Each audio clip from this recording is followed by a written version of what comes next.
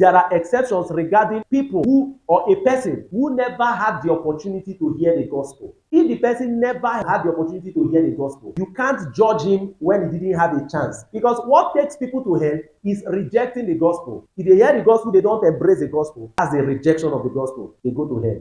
But how can you judge whether someone rejected or accepted the gospel when the person never heard the gospel? Are you getting what I'm saying? So let me create an illusional instance, a hypothetical instance. For instance, this is a house, all right? This is a compound. They gave birth to somebody in that compound, and the person grew up there, all right? His parents were never Christians. He grew up to a certain age. The parents left him in that house. He was locked up in that house, but everything he needs to survive is in that place. So maybe every day they will smuggle food, just like an imprisonment. Smuggle food. There's water, there's everything, but no television. Nothing connecting to the outside world. Everything necessary for survival is there. Water, lights, and all of those things. And he lives like that to a certain point and he dies. So how will you judge that person? How will you say he rejected the gospel? He never heard the gospel. So that's an exception. And that's what makes for the principle in theology that we call compassion with justice. And that principle applies to people like the deaf and dumb, especially the deaf. Because someone can hear the gospel even if he's only dumb. If he's dumb, it's only his mouth that is incapacitated. But if he's here,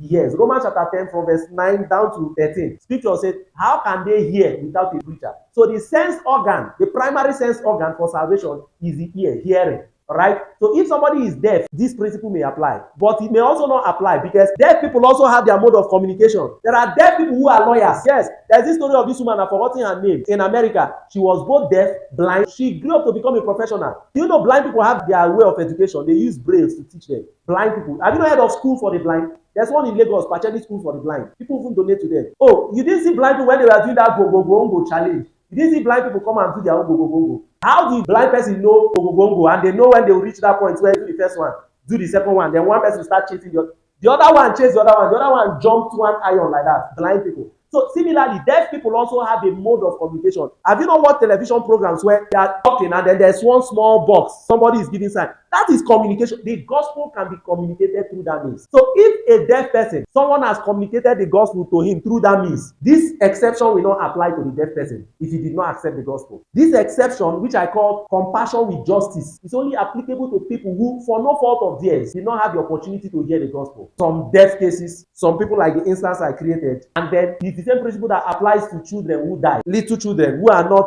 they've not gotten to that point where they can understand this concept of salvation. If they die, straight to heaven. But apart from these exceptions I mentioned, the general rule is that anyone who does not know anything about Jesus Christ, if he dies, is going to hell. That is how sad it is. And this places on us an obligation to devise every means possible to spread the gospel.